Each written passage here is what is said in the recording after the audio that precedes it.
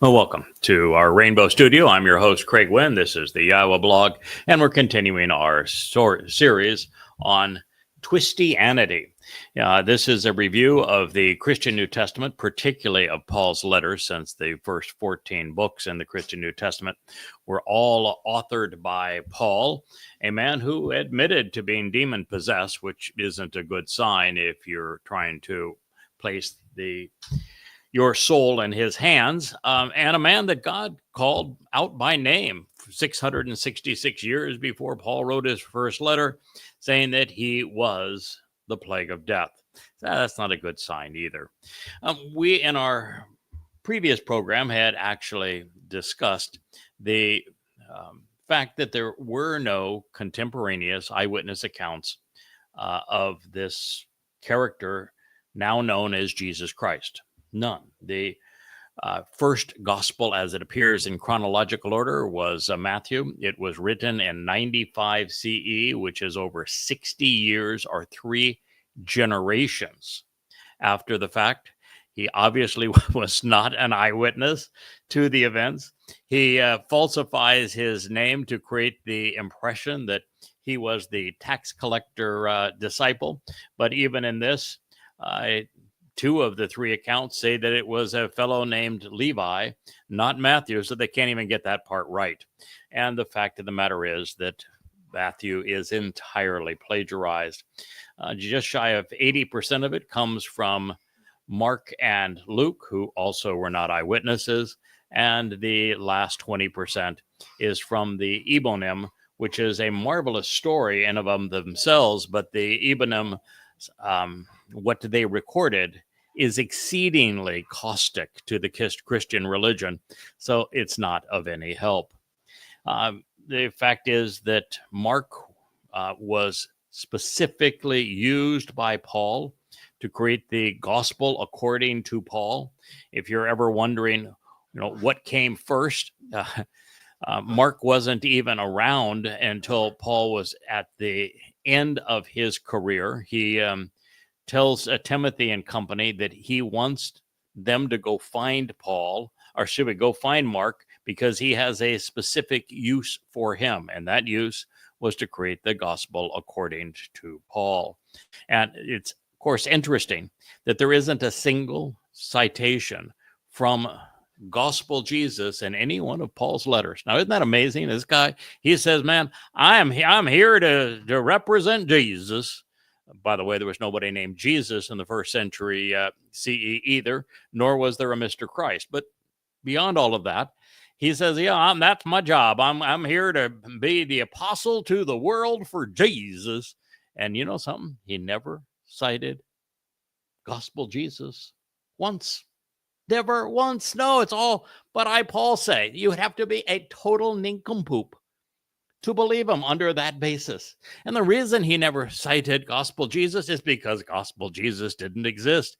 He wouldn't exist until Mark wrote the gospel. And even gospel is Paul's ploy. He's the one who said he had a gospel. Evangelion was the term that Paul used. And he says that his was different than everyone else's. And if anybody else had a different evangelion, including John, that evangelion was false.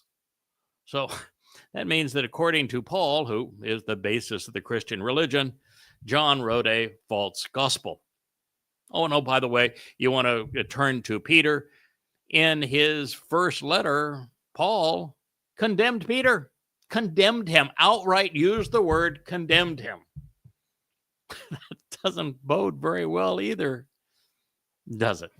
So the reason that Paul never quotes Gospel Jesus is there was no Gospel Jesus, and the first gospel didn't exist until 75 CE, 10 years after Paul's death. And then Luke mostly copied Mark, but what he didn't copy from Mark, he plagiarized from pagan lore. The whole story, for example, of John the Baptist comes from the Sibylline oracles, and there was no baptism or baptizing related to anything in Jewish life. It is literally something that was plucked from Roman lore because, well, he wrote the book and the book of Acts in Rome, and the sibling oracles were a huge part of the religious mythology at the time.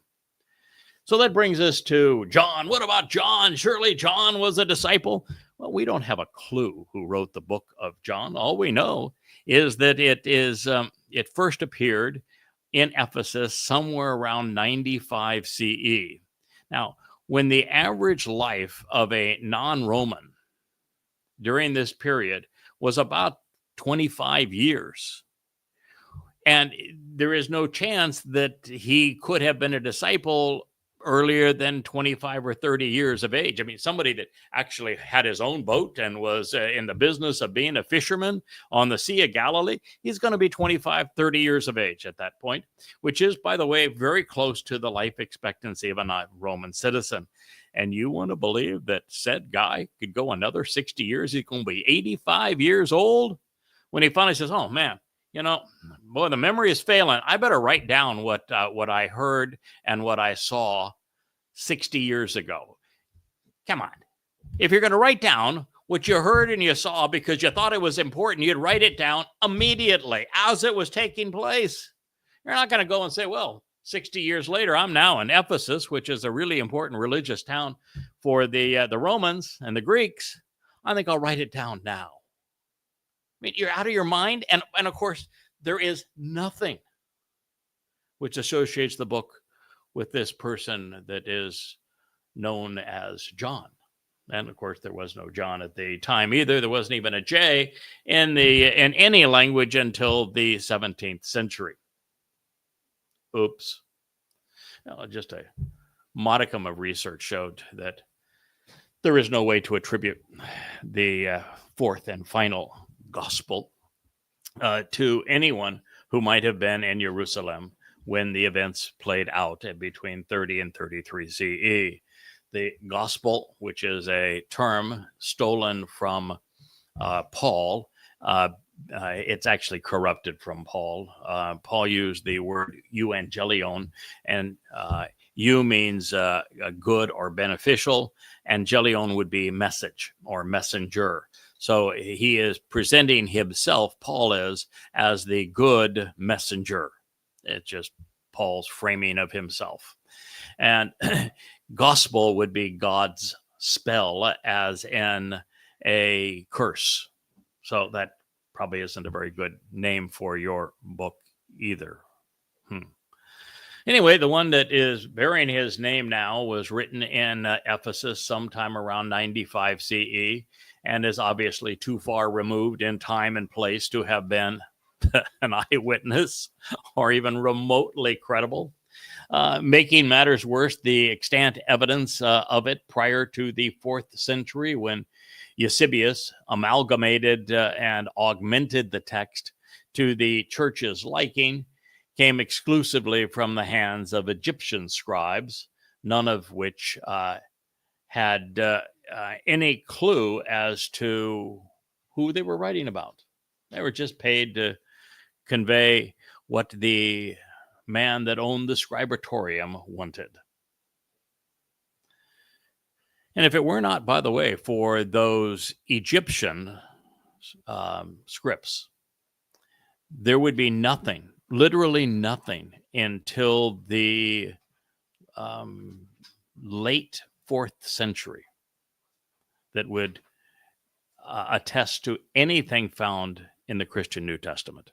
And that would be the writings of one Eusebius, who was authorized by Constantine to create a source of writings that could be used to control the emerging religion.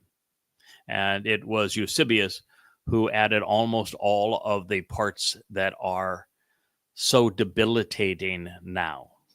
For example, that whole bit of you are the Christ, the Son of God. written by Eusebius. Doesn't appear in any text prior to his first two are Vaticanus and Sinaiticus, and they not only are they contradictory, and not only do they take place in front of the cave of Pan, which would be the entrance to hell in that time. The statement is followed by this Jesus character telling the author of that statement, if you want to believe Peter, that, oh, by the way, you're Satan. He immediately labels him Satan. And the follow-up of that statement was that don't tell anybody that I'm the Christ. That's what he wrote. He said, bad things will happen. Don't, under any circumstance, and I'm threatening you right now, don't tell anyone I'm the Christ. So this was Eusebius. He wasn't very smart, and what he added makes no sense in time or context. Revelation is also attributed to John, but it must be discarded because it is not only crudely plagiarized, the whole thing is essentially plagiarized, but it relies most heavily on the book of Ezekiel, which is a Babylonian text that I have actually demonstrated is Satan's autobiography and playbook in the Babel series, these two being Abominable and Venomous. They're free online if you'd like to go to yadayah.com and read them. The new flip books now are really excellent. What a marvelous way to take advantage of all of this free material.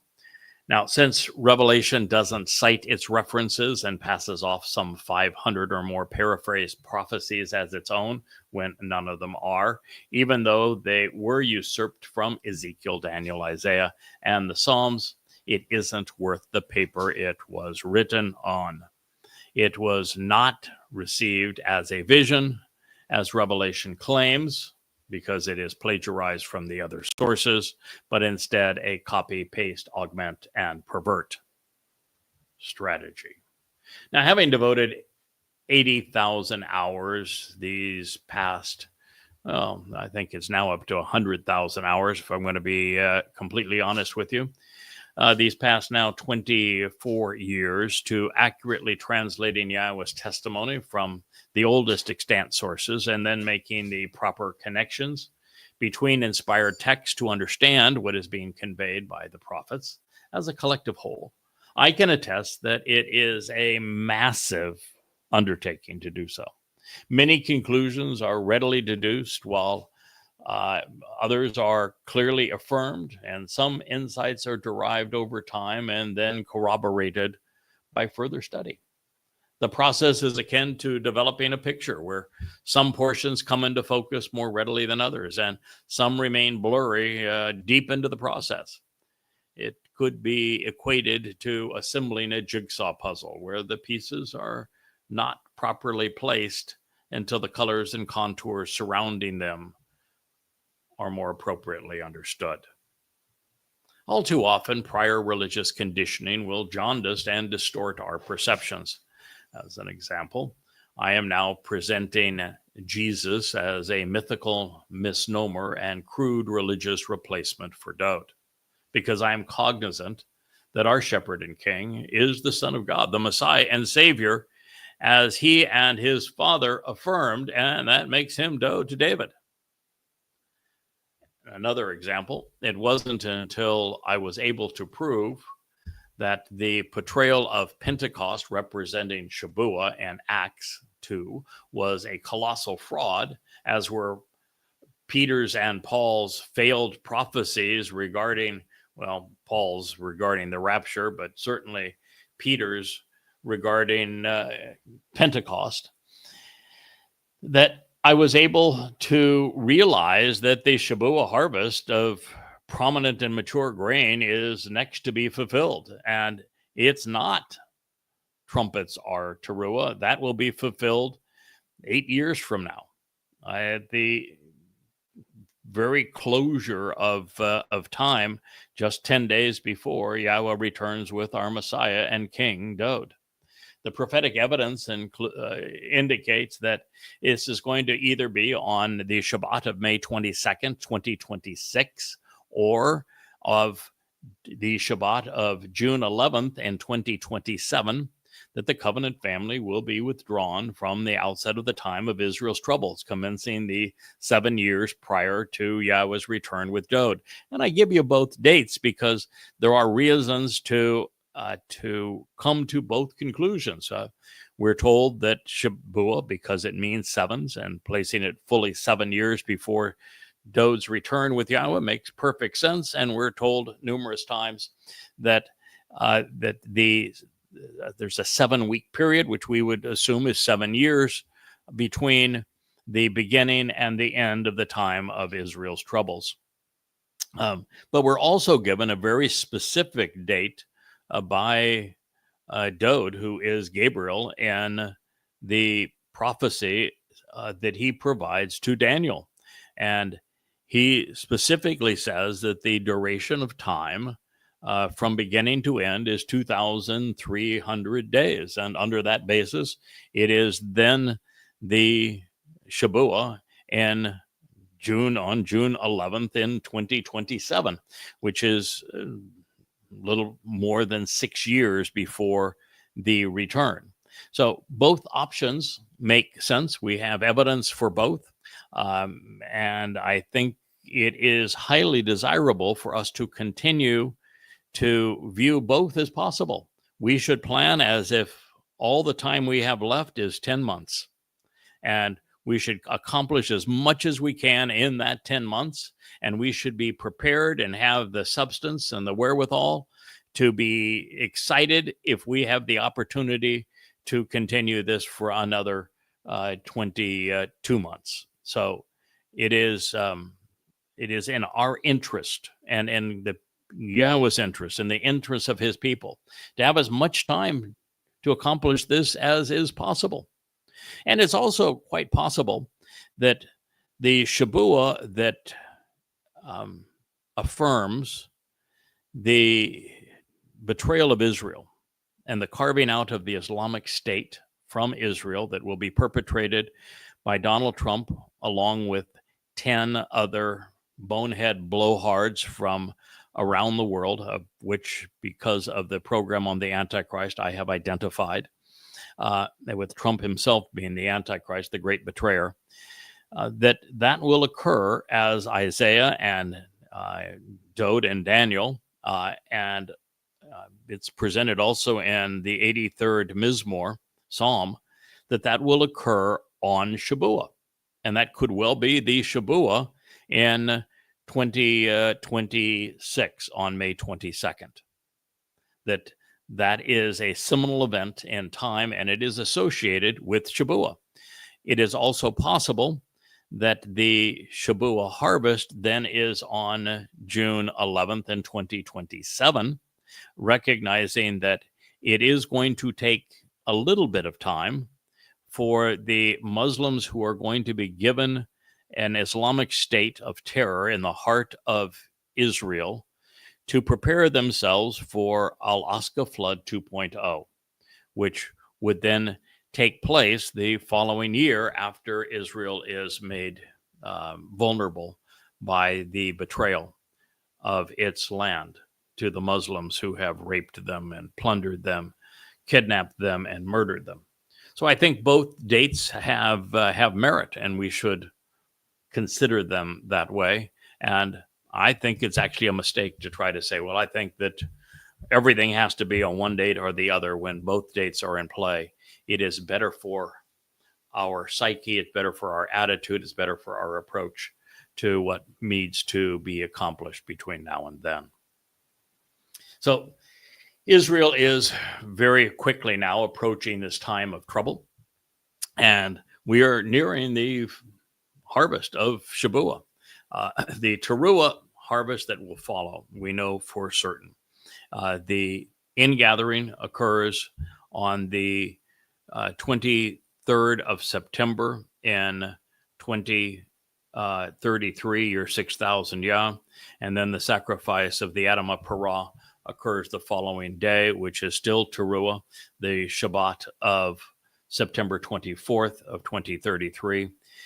That moment of Teruah is going to initiate the most marvelous period in human history. I've called it the greatest show on earth. There is going to be so much going on at this period. It almost is hard to grasp it all. But on the eve of Teruah, we're going to have the final ingathering. It's going to be of olives, and it is going to be 2 or 3 from the uppermost branches representing Yehudim, and 4 or 5 from the branches that were cut away representing Yisrael, and that they're going to be like a stream of light going from the earth to heaven as the final of those who will enter the millennial Shabbat as energy-based beings. One of the things that all the religions get wrong, including Christianity, is there is no bodily resurrection. That is really stupid. It is counterproductive. You want to go from being limited in a physical body to being a spiritual being akin to light and having your soul be enveloped in light energy, which gives you the opportunity to be perfected, enlightened, emancipated, liberated to travel in time, giving you the ability to journey throughout the universe. Just every aspect of that transformation is important, and that is what's going to happen to those individuals on the evening of Teruah, which is the day of the herald, recognizing that the following day, as the sun rises on Teruah itself, we're going to have an amazing series of events. The Antichrist, who is really the Torahless one, is going to be Donald Trump, who already is demon possessed, but he's demon possessed actually by Satan himself. He's the corporeal manifestation of Satan. He is going to be allowed to kill me as one of the 2 final witnesses, and particularly in the role of the Adama Parah on that moment, which is the moment I will tell the Malak who have been guarding me and the 7 Ruach who have empowered these insights, enabled these insights, to stand down so that he can take my life, because just as David was crucified by the beast of Rome in 33 CE, in 2033, year 6000, the ultimate beast himself will take mine. It's not much of a sacrifice, really. I'm not offering anything but my physical body, just as did Dode. My soul obviously survives it, as does my nephesh. And so it is a way, though, that Yahweh symbolically uses it to purge the adulterous woman that is the mortal remnant of Yisrael, so she can be betrothed to her king. But I said this day is really spectacular because the master of ceremonies for this event is going to be Elia, known as Elijah. He has returned for the occasion. Yahweh himself is going to light the fires and provide this upwelling of water beneath the Temple Mount. By the way, it's all going to take place on the Temple Mount, already purged of the Dome of the Rock and Al-Aqsa Mosque. It's going to have a replica of the tent of the Restoring Witness there as well. And it is Yahweh that's going to ignite the fires and release the waters that create this purging effect and cleansing effect for his people. But those fires are also going to incinerate all of those who have come to rape and plunder Jews. So this will be the end of Islamic jihadism. And it will also incinerate those who have remained religious and political to the very end. Now, what will be particularly remarkable about this day as well is that not only do the flames devour everything around the Temple Mount, purging them of all religiosity and politics and militarism, and the people who have championed these things, while cleansing and purging the final remnant of Yisrael on the edges of the Temple Mount, if you will. You're also going to see the earth terraformed to the conditions that existed in Eden. And all the while, there are going to be 4 chariots, which are spiritual chariots. The red one has the Adamah, red, productive bull, Parah, which is going to stay in Jerusalem because, well, he's the sacrifice for this day, for this Moed Mikre.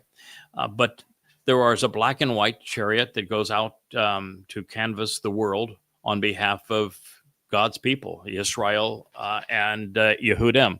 And if you end up in the black one because you're still dressed in black religious garb, well, you're going to your own funeral. If you're in the white one because you are no longer religious and you are open to coming to know and trust Yahweh, you're brought back to Jerusalem for this event, no matter where you live in the world. And then there's a dappled chariot, and it searches the world for Goyim, for Gentiles, and particularly those who have the right attitude and aptitude, who are not anti-Semitic, who are not overtly religious, who are not hostile to Israel because of their politics or their militarism, and it will bring them in so that they can also be part of this great celebration. So that's the event, and then 10 days thereafter, after the earth has been purged, there's the great wedding ceremony when Yahweh returns with his beloved son, Dod, our king, David, and that we will then live on this earth happily ever after, if you will, for 1,000 years, celebrating Sukkah. So this is really an amazing time, and that's what we have to look forward to. And of course, none of that was known to the authors of the Christian New Testament. Now, as yet another example, once these demonic deceptions conveyed in Ezekiel are expunged, and there's a lot of them. Ezekiel is fixated on killing Jews. There are 25 different ways to sadistically torture Jews to death in the book of Ezekiel. Being consistent with the last three demon-possessed representatives of Satan, Paul, Mohammed, and now Donald Trump, there are two hideous and incestuous rape scenes presented in Ezekiel, and they are grotesque. The other part of Ezekiel that is just so fascinating for those who are in the know is the book concludes with Measure Man. This is a real estate developer that has a copper or orangey color, who likes to build grand edifices in the most important places with naming rights. If you know somebody like that, then you probably are aware of the Donald, as I call him, Donald Dumpster. He is that man. Ezekiel, that's not Ezekiel, but Satan, speaking through Ezekiel, describes him perfectly. And that is the whole story of that monstrous temple that is in his mind to create. Of course, he will not be able to do it. But then we turn to Gabriel, who is God's most courageous and competent man. That is actually Dod, and his prophecies as they were recorded by Daniel. As we have shared in the Antichrist series upstairs, they are really extraordinary. We're still in the midst of them. We have a lot more to share in our library studio regarding what Dod as Gabriel had to say to Daniel. And he describes everything, including the exact moment that he would come into Jerusalem and fulfill Chag Matzah. He describes the events of the last 7 years as well. So a lot to learn, a lot to understand, and I would be confident in telling you that in that program that we've called the Antichrist Upstairs, it's the very first time that the book of Daniel has been unsealed and correctly presented so that you might understand what is coming. But between all of these things, I have been able to date all of the remaining Mikre, Shavua, Teruah, Kippurim, and Sukkah to the exact moment that they will take place. And I've been able to deduce the timing of the treaty thinning Yisrael at the waist by carving a fake Palestinian state out of the land that Yahweh gave to his people, and even to deduce who it would be that would perpetrate this crime, because all of that was revealed to us. And I'm even able to tell you when the next flood of Muslims will enter Israel to rape, plunder, kidnap, and murder Jews, which I have done as well. Now, it is only with a receptive mind cleared of religious clutter that the diligent study of correctly translated prophetic texts viewed as a collective whole yields an acceptable result. And because we never stop learning and deducing insightful correlations as the result of being a witness, I must be diligent also in correcting the record when we find evidence which leads to a more universally acceptable solution to the puzzle that has confused so many over the years. And that explains why I am, or I have, rewritten Questioning Paul numerous times and then turned it into the 5 volumes of Twistianity. And again, the 5 volumes of Twistianity are all free in their entirety for you at yadayad.com. It's a beautiful new presentation of the website integrated with the Iowa blog and presenting these books in on a page turner format that is really well done. Exceedingly easy to read, whether you're on a tablet, laptop, full screen monitor, television, or on your cell phone. In fact, it's perfectly framed for a cell phone viewing, which is how between 55 and 65% of people will access our presentation of God's testimony. So as I've shared previously, Mark is entirely hearsay because he didn't witness a single event addressed in his book. It not only ends oddly with the disappearance of Iesu or Christu, whichever you want to call him. There was obviously no Jesus back prior to the invention of the J, and the us is a Greek ending so that it has some similarity to Zeus. But Paul admits to having designs on using Mark to his advantage, and as it would transpire, the gospel attributed to Luke, Paul's personal healer and propagandist, was largely based on Mark. And what it adds to it should be considered fables on the level of Homer's Odyssey. In fact, if you read it with that in mind, you'll see where he has brought in pagan terminology, particularly early in the book. The current order of the New Testament, as arranged and augmented by Eusebius and his church, creates the false impressions that the initial 4 portrayals of the life of mythical Jesus were written by eyewitnesses and that they came first before Luke's portrayal of Paul's life in Acts and then Shaul's 14 letters. But the inverse of both presumptions is actually true, and that Paul's epistles preceded the Gospels, and all 14 were written before there was a single gospel. And then the first was Mark, followed by Luke in 75 CE, 40 years or 2 generations after the fact, by people who absolutely and unequivocally were not eyewitnesses. But you say, but what about Josephus? Josephus, he attributed that there was a person named Jesus Christ. No, he didn't. No, he didn't, as a matter of fact. First of all, we don't have a copy of what Josephus wrote in Greek prior to the 9th century. 800 years after the fact. We have scattering pieces of what he wrote translated into Latin, where the name would not have been Iesu Christu, that date to the 5th, 6th century, hundreds of years after the fact. And Josephus could not have been an eyewitness. Do you know why I know that Josephus could not be an eyewitness? He wasn't even born. That is correct. He wasn't even born when these events took place.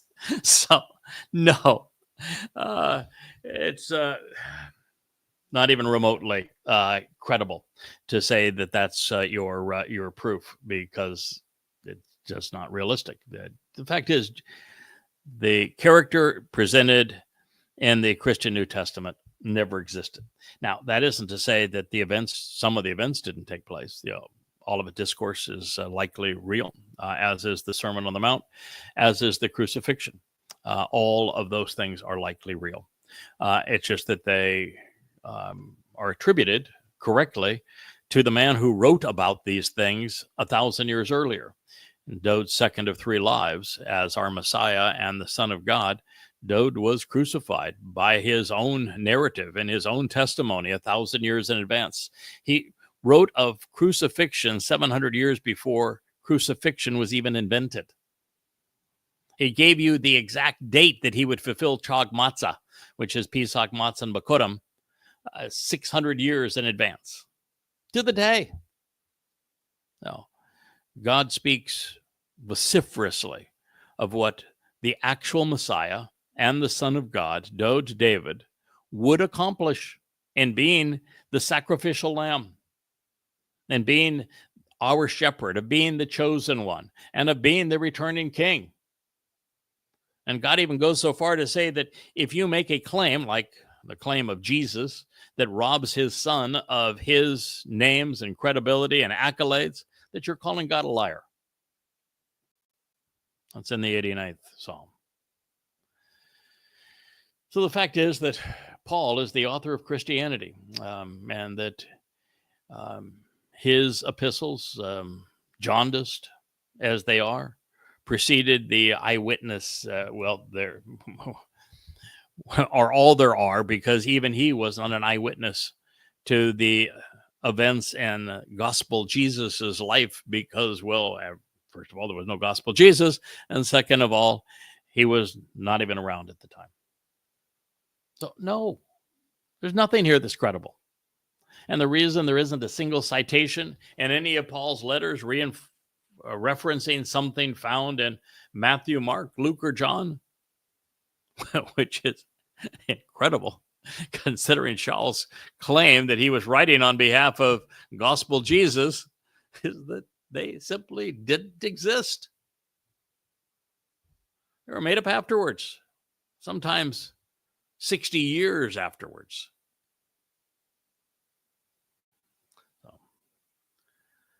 They reflect Paul's anti-Semitic conspiracies and blood libels towards Jews as well. In other words, Paul created the fraud that Matthew, Mark, and Luke sought to affirm. And then Eusebius brought into the order that you know now. And so in the end, Christianity is a product of Paul's poison pen and vitriolic diatribes.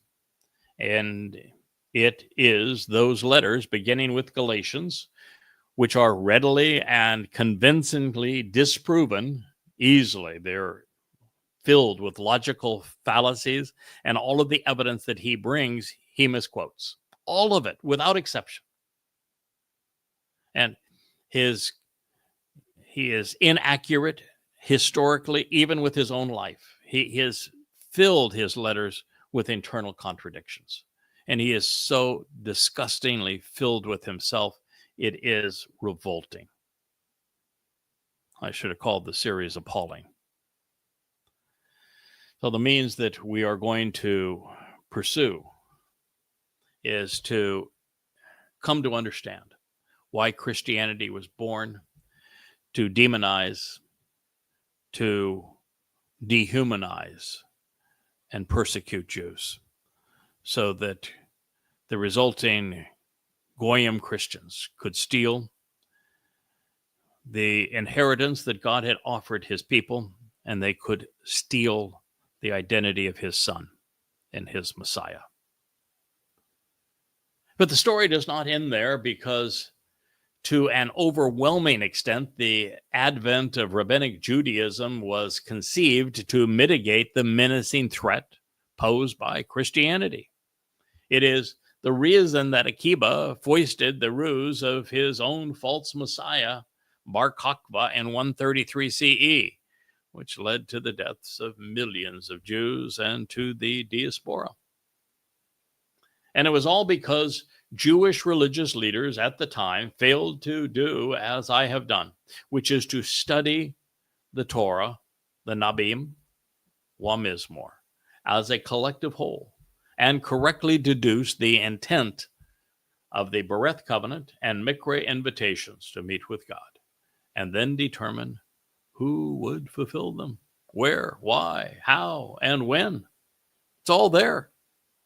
Had they done so, Paul's dubious and duplicitous, ill-contrived, and unsupported myths advanced through replacement foolology would have failed.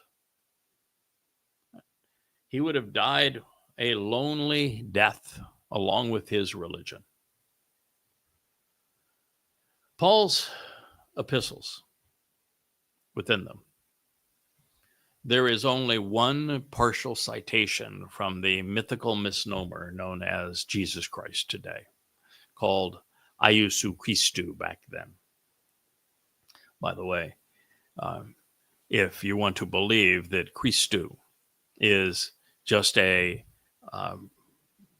representation of Messiah, the title Messiah, then you don't put it at the end of the name. He can't be Mr. Christ, because the title comes before. He would be the Messiah Jesus, and he couldn't even be the Christ Jesus, because titles are always transliterated. You know, if you are the Shah of Iran, which means king, you say Shah, not king. If you're the Pharaoh of Egypt, you say Pharaoh, not king, even though the titles are the same. Osama bin Laden is Osama bin Laden in any language.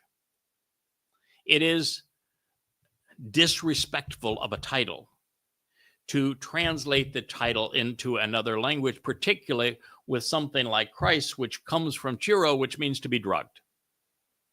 And it could never follow the name. So there could have been no Jesus Christ. There could have been a Messiah, but he couldn't have been a Jesus because there was no J at the time. And the us ending has nothing to do with anything in Hebrew, but makes it closer to the Greek god Zeus. So you got nothing there. Literally nothing. There was no person with a name anywhere close to Jesus in the first century. And there was no Mr. Christ. Couldn't have been. Impossible. Disrespectful of the whole concept of being a descendant of the tribe of Yehuda. And even when you know Yehud, the first thing you know is that it's based on Yahweh's name and Dod's name. Therefore, you can't have a Jesus that replaces Dod.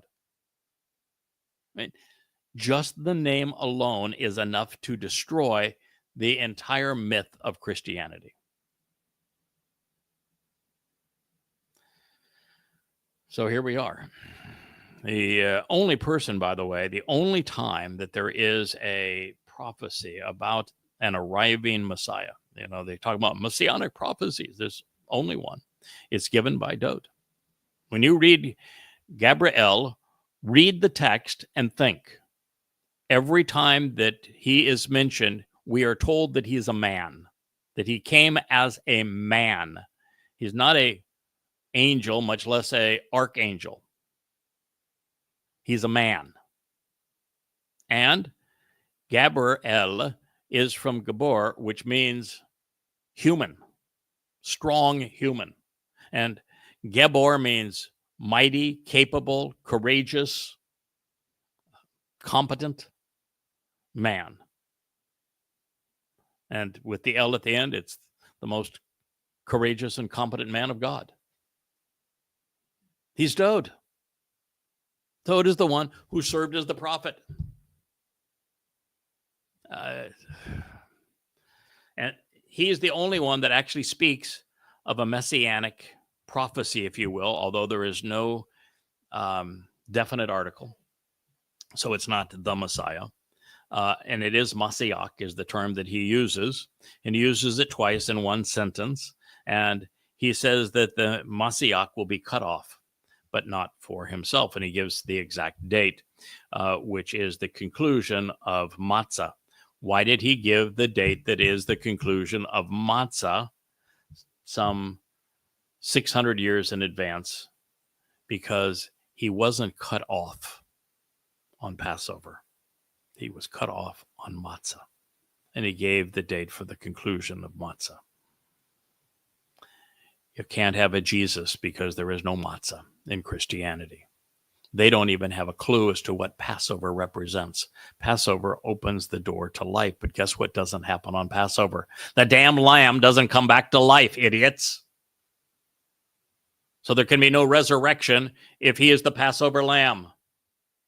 And having eternal life, but not being perfected by God, is an eternity in Sheol. So it's really counterproductive unless you celebrate matzah, which is why Passover is part of matzah. It's not the other way around. And between the rabbis and the Christians, you got no concept what matzah is, which is the time that Dod's soul carried our guilt into Sheol to deposit it there so it would never be seen again.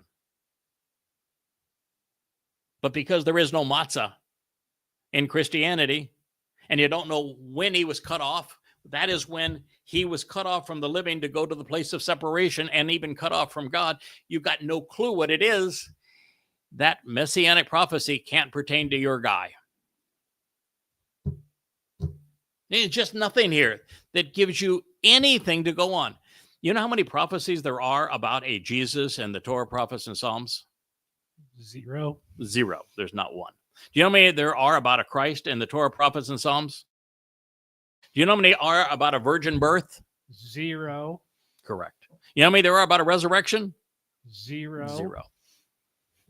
How many are there about a New Testament? Zero. Not a word of this. I mean, you got nothing. I mean, literally nothing. This is the dumbest religion. Well, dumbest religion, that's saying a lot. I mean, Scientology is pretty dumb, and Islam is really, really, really dumb. But for a religion that permeated among the Romans and the Greeks, who were supposed to, be smart, this is really dumb and exceedingly easy to disprove. So there are no accurate quotations from Yahweh's Torah. Not one.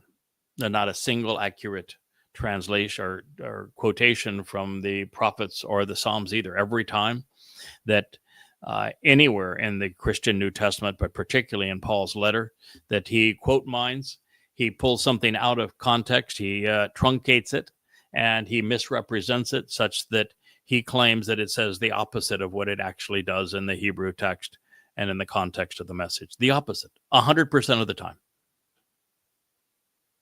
So you can't represent God if you constantly misquote him.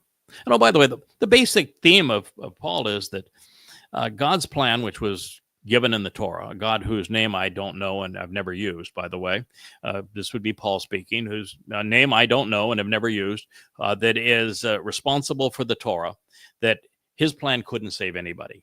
So he realized that since his plan couldn't save anybody, he needed somebody else to come up with a new plan.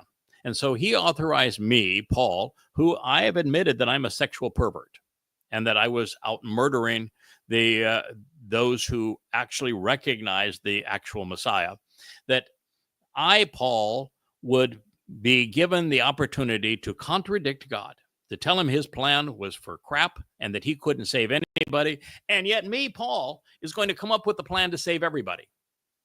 All you got to do is believe me. I mean, that's got to be the dumbest idea of all dumb ideas. Do you think God authorized a person to contradict him? To demean his Torah? To demean his Moed Mikre? To demean his covenant? To demean his prophets? To demean his son? Well, if you do, you're a Christian. The fact is, Paul's letters contain Paul's opinions. And he was openly and consistently willing to misrepresent the word of God, to give his delusions a veneer of divine sanction. And of course, he was so egotistical that he knew he could tell you, he could admit in his second letter to the Corinthians that he was demon possessed, and you'd still believe him. Well, in this light, you may have noticed that in the 4 Galatian passages that I cited on the opening programs as part of Appalling Twistianity, that Charles' thoughts were poorly conveyed, that he opened the door to a wide variety of interpretations, none of which were valid. His citations were all misquoted, every one of them. They were all taken out of context, and then they were all twisted to convey the opposite of God's intent. Charles' reasoning was flawed, and much of what he said was historically inaccurate, frankly. It's insulting to suggest that God inspired anything he wrote. Now, to understand any message, we must approach and consider it in context. That's why when I wrote my 5 volumes on Islam, the first thing I did is realize that the Quran is a jumbled mess. It has no context. It has no chronology. It's as if a tornado went over a junkyard, and where all the pieces fell, that's how they were cobbled together. So I realized that there were 2 historical texts that were the first collected from Muhammad and his militants, and I used them to reorder the Quran chronologically, set in the context of Muhammad's life, so the book could be understood. That's how goddamn religion was written. In the case of Paul's letters, the best way to understand them is in the context of Paul's life. And we do that throughout this series called Twistianity. I would also tell you that when reviewing what Paul quote mined from the Torah, prophets, and Psalms, I don't go along with his ploy, which is let's remove it from context so that we can give a false impression. No, we're going to review, when we get to it, every statement that he stole and misappropriated in its original context so that you would know that God was saying exactly the opposite of what Paul claims consistently. He wanted to create an invalid impression. It is how the church justifies religious doctrines which are contrary to the Torah. And they get by with their sleight of hand because most Christians are unwilling to compare their clerical pontifications to the statements from God, which are universally opposed to them. Most are not even willing to check the context of the discussions from which the snippets were mined to see if the intended meanings were altered by this extraction. And ironically, Christians seem content to believe that this strategy of quote mining is appropriate. That is, unless it is used against them, and then they cry foul. You have documented virtually every logical fallacy technique. Yes. And assigned those to Paul specifically, and you've given perfect examples of those techniques. Mm-hmm. Yes, he's fallacious. He's a total fraud. He is. And it's one thing to be a fraud. You know, there's lots of frauds in the world. I had a kid here that I treated like a son that stole $27,000 from me. He was a fraud. That's bad. But Paul didn't steal from me. He stole from God. He stole from God's son. He created a counterfeit of God's beloved son, Dode, the Messiah, our Savior. When you steal from God and you pass off your counterfeit as being true, such that it lures billions of people into believing you, I'm going to tell you, he is not going to get a quick trip into hell.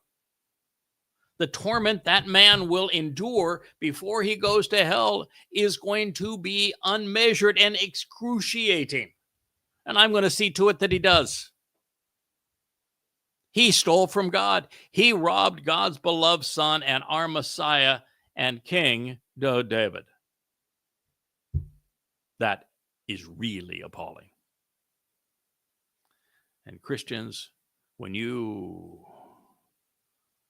apologize for him, when you quote him, when you pretend that you're speaking for God because you're citing him, you're repulsive.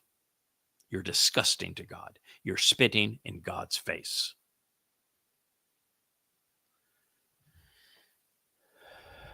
according to Yahweh.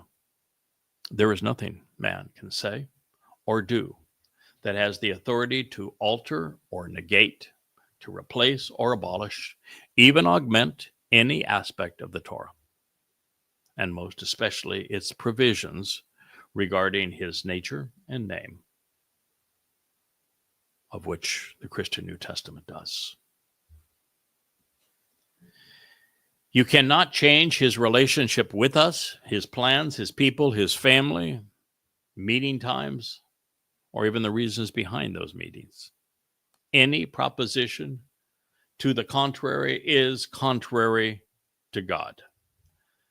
Therefore, the Christian myth that grace has replaced the Torah is invalid. Well, not only because grace is the name of the Roman charities. The Greek charities, charis, were the naked goddesses of merriment and frivolity, and the graces simply are the Latin name for them. And so they're just false goddesses. But Torah most certainly has not been replaced by the naked girls. The Torah itself is merciful. Similarly, the Christian belief that they live under a New Testament based upon a new covenant, replacing an obsolete plan and relationship, is a non-starter with Yahweh. And it is torn asunder by his prophets. Like, for example, when God speaks of the reaffirmation of his covenant upon his return, he is writing a copy of his Torah inside of his people. That is in Yirmiah 31, and by itself, it is disastrous deadly to the entire myth of Christianity. God's testimony, his covenant, his people have never been changed, nor will they ever be replaced. What was is, and what is will be. I'm smiling because my beautiful bride just came in. Everybody is smiling, including we have tail wagging and all manner of happiness, and here in the Rainbow Studio. So we will be wrapping this up momentarily as we celebrate the arrival of Miss Leah, who has been working diligently on a new song that will be debuted. 2 new songs that will be debuted very shortly. I wanted her to debut one of them today. We may still get it in maybe tomorrow, but hopefully we'll still get it in today. Give her the chance to introduce it. It is about the 2 women that play major roles in the end times. And what you'll find is that when we debuted this song, is that we have come to have a slightly different attitude towards the leprous hornet that is the psychopath that has lured so many away from the covenant family with her wiles and her tales of a mother god. And that is, we've come to appreciate her purpose. And that is to make certain that we don't have to spend our eternity with those who were so easily fooled. Because eternity is a long time, and we don't want to spend it with idiots. So I think Yahweh might be a sapiosexual. Yeah, so this is the reality of it, is that religions like Christianity, Islam, Judaism, Marxism, conspiracy, and yes, even the revolting mother goddess cult, they all serve a purpose, because what they do is they preclude those who would make eternity miserable by their attitudes. They're disgusting, their attitudes. I mean, really revolting. By their disgusting attitudes, their evil, maniacal motivations, and their just lack of reason and understanding, lack of morality and decorum. It precludes them from being part of heaven and forevermore. So that it'll make it so much more enjoyable for the rest of us. So they serve a purpose. So let's go just a bit more into the text of this, and then we will pause and we'll take a break and do another program later today from the library studio. So one of the many reasons that Christians are confused regarding the relationship between the Torah and its Bereth covenant. And Torah, by the way, means teaching and guidance in Hebrew, and that is clear. It does not mean law. And any time that you refer to the Torah as law, it says that you are an ignoramus. Yes, I want to make that very clear. Anyone who refers to the Torah as Mosaic law or just law is an absolute ignoramus. Yahweh is quite clear. He defines his terms. Torah is based upon the verb yara, and yara means source from which teaching, guidance, instruction, and direction flow. It does not mean law. And there is, by the way, no Hebrew word for obey. When you see obey in a religious publication of your Bible, which, by the way, is a very pagan term. It's based upon Babel, which means to confound and confuse by intermixing truth and lies. It is actually the Hebrew word shema, and shema means to listen, not to obey. God doesn't have a Hebrew word for obey. Anyway, this notion that was the result of Paul's letters, it was his proposition that there were two covenants, with a new one established as a result of his letters. And of course, he actually says that the old one was with Hagar and therefore enslaved, when Yahweh said exactly the opposite. He sent Hagar off to Neverland in the desert and said, man, you're out of here, and so is your son. Go away. You're not part of the covenant. So Paul lied on this and everything else. This polarization was based upon an outright fraud, with Paul's claiming that the Torah's covenant was something which was of the flesh and enslaved, where his covenant was new and sparkly and based on faith. You know what God has to say about faith? Nothing. He doesn't want you to believe him. He has no interest whatsoever in anyone believing him. You can either take the time to know him or go away. When you know, there is no reason to believe.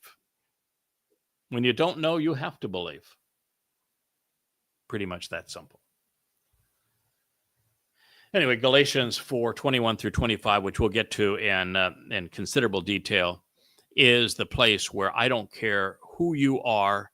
If you've got 1 ounce of integrity that's part of your nature, and you listen to what Paul had to say about the Torah's covenant, you're going to puke, and you will not be a Christian again. There is no way that a rational person can hear what Paul wrote about the covenant as it's presented in the Torah, and then as he represents it in Galatians in the 4th chapter, 21 through 25, and remain a Christian. Cannot be done. So while we have only at this point in Appalling Twistianity reviewed 4 of the many contrarian positions that are presented in Galatians, it would be reasonable to conclude that he intended to commence a debate between observing the Torah and placing one's faith in him. Even from the most favorable vantage point, the best that could be said of Paul is that his words imply that believing him rather than knowledge or actions lead to a favorable outcome with his God. But if that is what he wanted to convey, there would have been no reason to misappropriate and misstate the Torah or to demean it. We will pick up here in our next series on Appalling Twistianity. We have fur faces that are out of control with the arrival of my bride, who they dearly love, and with the keeper of the cables, who they want to sit in his lap as well and be co-director. So we will thank you for listening for this time that you've spent with us here in the Rainbow Studio, and look forward to being back with you here again tomorrow. Good day.